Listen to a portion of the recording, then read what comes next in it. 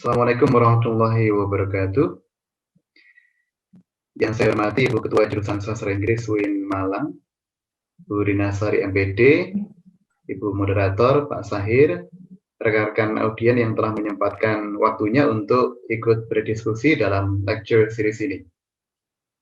Membahas tentang listening atau dalam bahasa lainnya adalah menyimak, yang merupakan pasif atau receptive skill. So we are not producing utterance through speaking and writing, but we stay passive ya, untuk memahami apa yang kita dengar. Modal kita untuk memahami text listening itu adalah vocabulary knowledge along with pronunciation knowledge. Ada beragam jenis kosakata in English, misalnya collocation, idiom, abbreviation, phrasal verb, compound words, dan sebagainya. Di samping kita juga perlu memahami how they are spelled and uttered. Modal yang lain untuk memahami text listening adalah structure atau grammar. Kita perlu familiar dengan berbagai pola struktur kalimat yang kita dengarkan, misalnya the use of subjunctive, conditional sentence, yang kita jarang mengeksposnya in daily learning. Dan yang tak kalah pentingnya adalah penggunaan strategi dalam menyimak. Kenapa ini penting? Karena dalam aktivitas listening atau menyimak ada beberapa faktor yang menjadi penghambat pemahaman kita in listening. Misalnya the speed of listening audio, the complexities in vocabulary and sentence structure, yang akan kita diskusikan pada slide berikutnya. Ya, dalam kesempatan kali ini saya akan mempresentasikan penerapan dari strategi metakognitif, kognitif, dan sosioafektif untuk meningkatkan pemahaman dan sertifikasi keterampilan menyimak untuk pembelajar bahasa Inggris. Jadi mari pertama kita bahas satu persatu tentang beberapa istilah tersebut. Kenapa? Metakognitif, kognitif, sosioafektif, strategis, kemudian listening comprehension, dan self-efficacy atau efficacy diri, confidence. Sintesis metakognitif, kognitif, and socio-affective strategies for improving awareness, listening comprehension, and self-efficacy.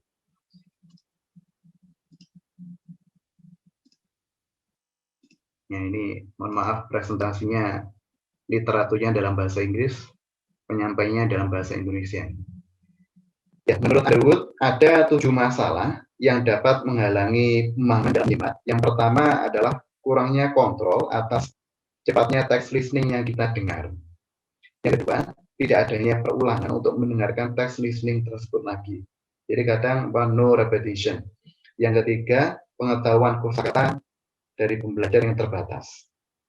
Kemudian, kegagalan untuk mengenali kata penghubung dalam kalimat atau wacana, kurangnya pengetahuan kontekstual tentang maksud dari pembicaraan, ketidakmampuan untuk berkonsentrasi pada apa yang didengar. Kemudian kebiasaan dari penyimak atau listener untuk memahami atau menerjemahkan kata per kata. Ini berupa 7 masalah yang menghalangi pemahaman dalam proses menyimak atau listening. Kemudian kita mencoba untuk memahami tentang pengertian dari listening comprehension. Dikatakan memiliki pengetahuan listening atau pemahaman listening yang menyeluruh apabila paham ya tentang makna implisit dan eksplisit dari kata-kata dan kalimat bahasa lisan atau berbagai proses yang terlibat dalam memahami bahasa lisan. Ada beberapa kriteria. Dikatakan kita memiliki good listening comprehension. Yang pertama adalah kemampuan untuk membedakan berbagai jenis bunyi atau ucapan, kemudian kemampuan untuk menarik kata dan memahami artinya, kemudian kemampuan untuk mengidentifikasi pengelompokan gramatikal kata, kemampuan mengidentifikasi ungkapan dan rangkaian ucapan yang menciptakan makna, kemudian memahami konteks kebahasaan dalam wacana listening, menggunakan background knowledge ya untuk memprediksi suatu makna kata atau ungkapan. Dan yang terakhir adalah kemampuan untuk mengingat beberapa kata dan kalimat yang penting dari text listening yang kita dengarkan. Kemudian terkait dengan listening comprehension ini, selain kecenderungan proses menyimak, ada studi penelitian juga mengungkapkan perbedaan penggunaan strategi listening ya, antara pembelajar listeningnya efektif atau dikatakan pembelajar listening yang mahir dan pembelajar listening yang kurang efektif atau kurang mahir. Jadi disampaikan oleh Bernie 2004 ya, pendengar yang kurang mahir atau kurang efektif itu menunjukkan kecenderungan yang pertama, mereka memproses pemahamannya pada setiap kata dari teks listening yang mereka dengar. Yang kedua, mereka sangat bergantung pada strategi dasar seperti penerjemahan kata dan kata kunci. Kemudian, kurangnya pengetahuan linguistik secara kontekstual untuk memahami makna kata atau kalimat. Kemudian berfokus pada definisi atau pengucapan kata-kata. Membuat lebih sedikit kesimpulan atau jarang menarik kesimpulan atau membuat kesimpulan atau elaborasi dalam pemahaman listening. Jarang memprediksi atau mengasumsi terhadap beberapa kata atau kalimat yang mereka tidak paham artinya. Kemudian juga jarang mengaktifkan background knowledge untuk pemahaman dalam listening. Kebalikannya adalah pendengar yang mahir atau efektif itu memiliki beberapa karakteristik. Yang pertama, mereka lebih sering menggunakan strategi menyimak, menggunakan berbagai strategi yang interaktif, kemudian berfokus pada keseluruhan organisasi dan makna teks mendengarkan, memperhatikan bagian-bagian ungkapan yang penting atau main points, kemudian secara konstan merencanakan, memantau, ya, dan mengevaluasi penggunaan strateginya, menghubungkan apa yang mereka dengar dengan pengalaman sebelumnya, dengan pengalaman mereka, dengan background knowledge mereka. Kemudian menggunakan pengetahuan linguistik yang ada secara kontekstual untuk membantu pemahaman mereka. Ya, selanjutnya adalah ini bagian inti, ada 3 strategi ya dalam listening. Sebagaimana dikembangkan oleh O'Malley and Jimo. Ya, ini strategi metakognitif ini biasanya diterapkan di pra-teaching ya, sebelum pembelajaran inti dimulai, kemudian cognitive strategies ya diterapkan ya ketika pembelajaran mulai atau dalam proses pembelajaran ya, while teaching, dan kemudian socio-affective strategies ya, strategi listening ini diterapkan pada post teaching atau sebagai bahan refleksi. Ya, kita menuju pada langsung aja pada tabelnya tentang inti dari those 3 strategies ya. Ya, mulai dari metakognitive strategies ya. Jadi metakognitive strategies itu meliputi 3 aspek: planning, monitoring, dan evaluation. Ya. Jadi metakognitive strategies ini diterapkan sebelum pembelajaran inti dimulai, yaitu pada pra-teaching atau pre-teaching. Mulai dari planning, jadi mengembangkan persiapan tentang apa yang perlu dilakukan untuk menyelesaikan tugas tindakan, mengembangkan rencana tindakan yang sesuai untuk mengatasi kesulitan dalam menyimak. Jadi mencoba untuk memahami topik yang akan kita dengarkan, try to be familiar to the topic that we are going to listen. Ya, jadi mengaktifkan background knowledge kita untuk bisa memahami topik. Ketika kita sudah benar-benar familiar pada topik yang akan kita dengarkan dalam materi listening itu, maka kita nanti akan lebih paham ya tentang materi listening. Monitoring, memeriksa pemahaman kita selama tugas mendengarkan. Ya, meliputi comprehension monitoring, auditory monitoring, double check monitoring. Ya, yang ketiga adalah evaluation. Jadi evaluation memeriksa apakah kita benar-benar familiar, paham tentang topik yang akan kita dengarkan. Meliputi performance evaluation, evaluation, dan problem identification. Kemudian yang inti adalah cognitive strategies ini kita terapkan ya strategi ini pada proses pembelajaran listening. Jadi ada 2 aspek, ada 2 strategi, yakni inferencing dan elaboration. Inferencing yang seringkali kita namakan dengan bottom up process.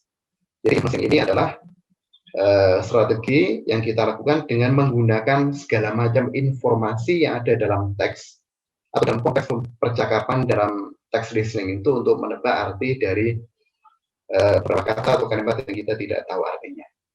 Contoh dari strategi inferencing ada linguistic inferencing. Linguistic inferencing ini. Jadi kita menggunakan kata-kata yang kita tahu artinya dalam teks listening tersebut untuk menebak arti dari kata atau kalimat yang kita tidak tahu artinya. Jadi apa menggunakan konteks kata sebelumnya, konteks kata sesudahnya untuk menebak arti dari apa kata yang kita tidak tahu. Kemudian voice and paralinguistic inferencing ini menggunakan apa pengetahuan sound, nada suara atau paralinguistik untuk menebak arti dari unfamiliar words. Jadi pengetahuan dari apa? Stress, intonation, ya. Jadi kita bisa identifikasi apa? Ini apa? Falling intonation or rising intonation. Jika this is a falling intonation, intonasinya menurun berarti ini adalah merupakan suatu statement. Jika apa?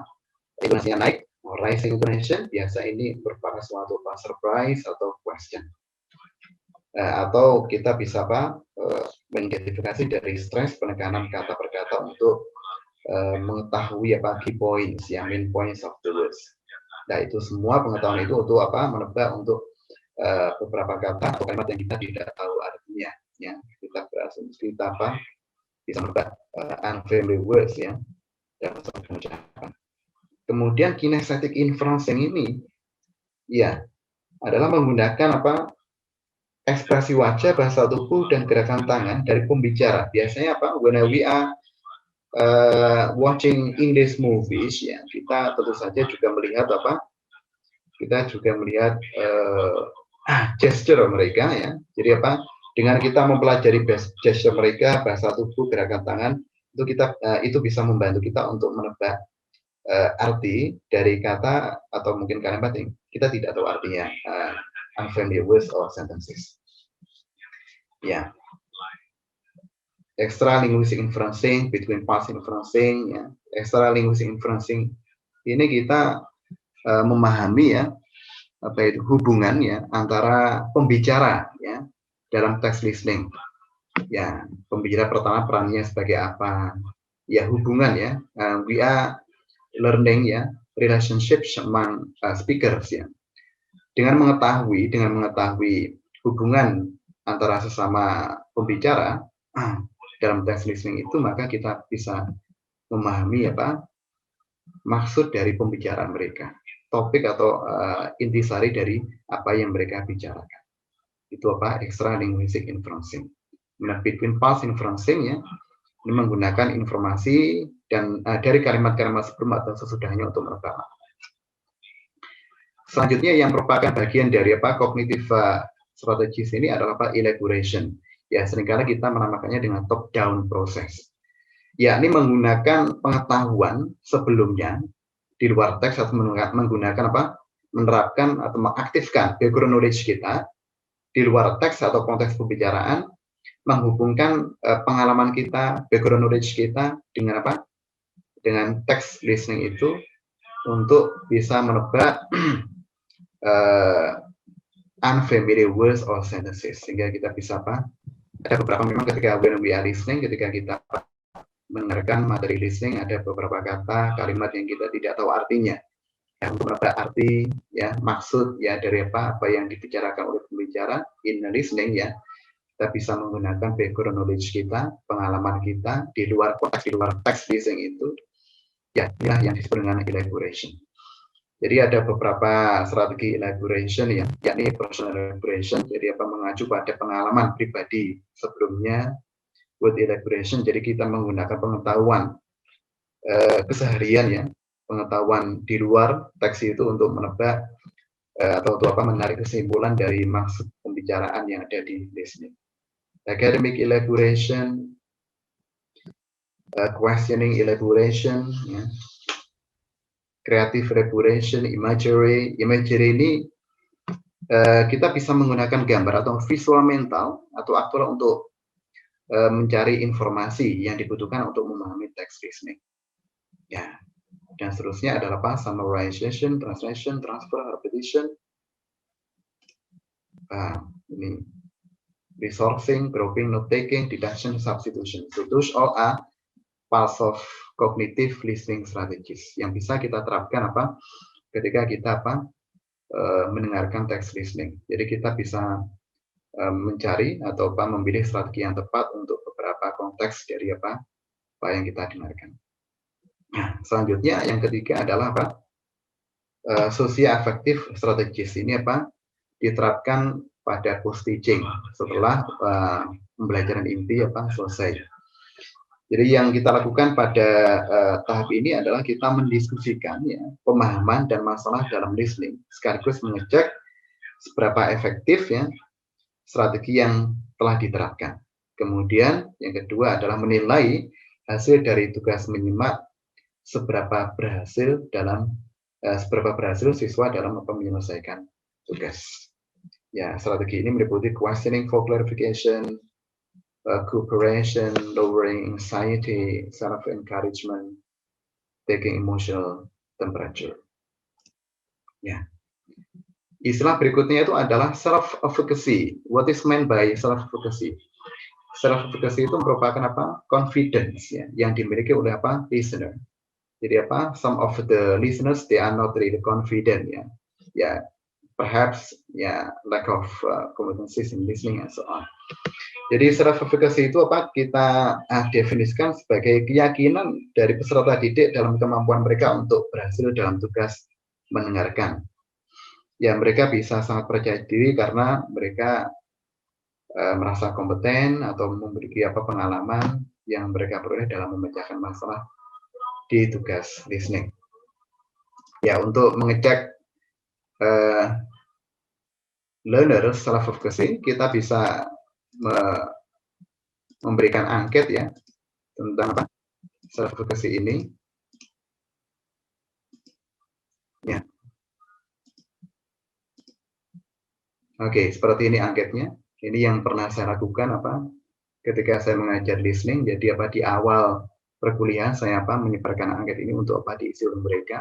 Dan di akhir dari perkuliahan saya juga memberikan angket ini. Jadi untuk cross check whether they are getting improvement or not in their self-efficacy.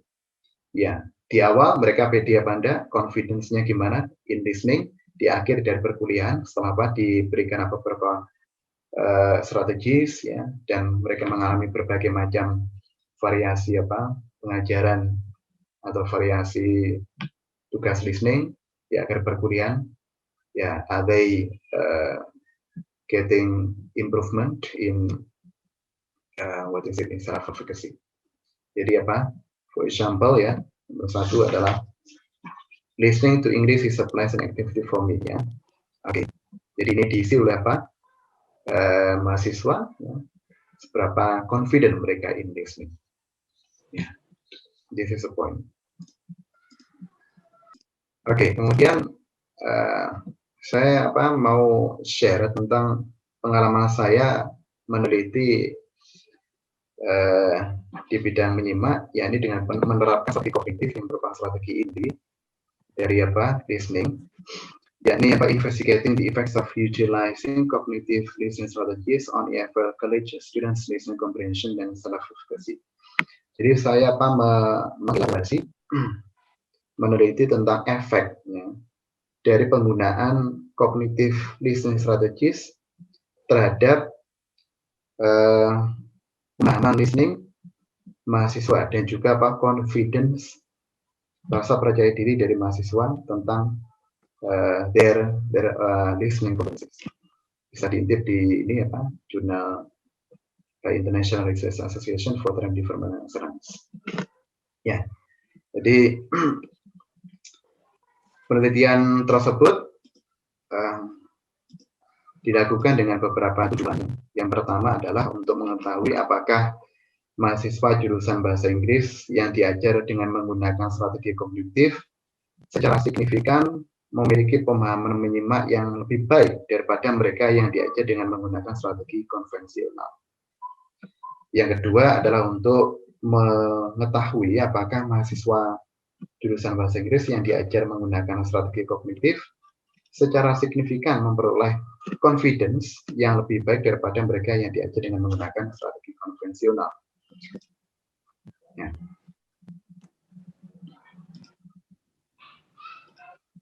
Jadi penelitian ini menggunakan metode kuantitatif, ya. Kuantitatif khususnya adalah apa? Desain quasi eksperimental. Jadi apa? Ini merupakan penelitian eksperimental. Jadi ada 98 mahasiswa, ya, berpartisipasi dalam penelitian, dibagi menjadi dua kelompok, ya, kelompok treatment dan kelompok kontrol. Jadi apa? Dari 98 mahasiswa itu 48 mahasiswa di kelompok treatment yang mereka mendapatkan apa pengajaran listening dengan menggunakan apa strategi kognitif, dan 50 sisanya adalah mahasiswa di kelompok kontrol. Jadi mereka diajar listening, ya, dengan menggunakan metode konvensional, artinya tidak menggunakan apa metode kognitif atau strategi kognitif. Yang menjadi data kuantitatif itu adalah tes listening comprehension dan questionnaire self-efficacy. Jadi ada pretest, ada post-test, ya. Pada pretest, kedua grup, ya, treatment dan grup kontrol, ya, itu apa? Mereka diberikan tes IELTS, ya, untuk mengecek listening comprehension mereka. Dan yang kemudian yang kedua adalah mereka diberikan apa? Questionnaire self-efficacy questionnaire, ya, untuk mengetahui, ya, tentang apa confidence mereka. Ini apa dilakukan juga pada post test, ya, di akhir dari perkuliahan satu semester itu, bahwa kedua kelompok tersebut treatment dan kelompok kontrol masing-masing menjalani apa tes IELTS yang proporsional, yang serupa, ya, artinya tidak sama dengan yang pertama, tapi apa sama-sama proporsinya sama. Dan apa di akhir perguruan mereka juga apa dua kelompok mereka mengisi juga apa kuesioner dari apa self-efficacy yang sama. Dengan menggunakan SPSS maka diketahui apa peningkatan dari apa kedua kelompok tersebut. Jadi dari hasil penelitian yang telah saya lakukan pada waktu itu, mahasiswa jurusan bahasa Inggris yang diajar menggunakan strategi kognitif secara signifikan memiliki pemahaman mendengarkan dan self-efficacy yang lebih baik daripada mereka yang diajar menggunakan strategi konvensional. Kemudian apa hasil penelitiannya juga mengungkapkan perbedaan yang signifikan dalam nilai tes listening IELTS dan efikasi diri antara kelompok kontrol dan kelompok treatment. Ya, dengan menggunakan metode kuantitatif tersebut, ya, penelitian tersebut menguji pengaruh, ya, strategi, ya, mendengarkan kognitif secara lebih menyeluruh. Jadi penelitian tersebut memberikan bukti bahwa peserta didik EFL harus secara aktif dan selektif memilih strategi yang paling tepat untuk berhasil menyelesaikan tugas mendengarkan. Ya.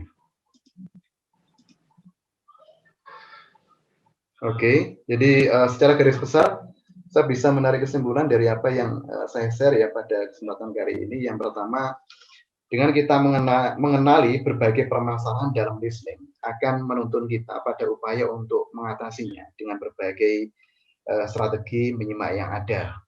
Kemudian yang kedua, dengan kita menerapkan strategi integratif, metakognitif, kognitif, dan sosioafektif, membuat peserta lebih siap dalam materi menyimak, ya, atau pre-teaching, menggunakan strategi yang tepat selama proses pembelajaran atau guidance teaching, dan kemudian mereka senantiasa mendapatkan tambahan pengetahuan dan pengalaman di sesi refleksi pada post-teaching.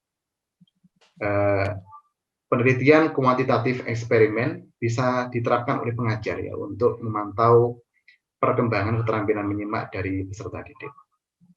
Ya, kayaknya Pak, demikian apa yang dapat saya sampaikan, ya, tentang pengalaman saya mengajar dan meneliti bidang keterampilan menyimak. Semoga bermanfaat. Terima kasih. Wassalamualaikum warahmatullahi wabarakatuh.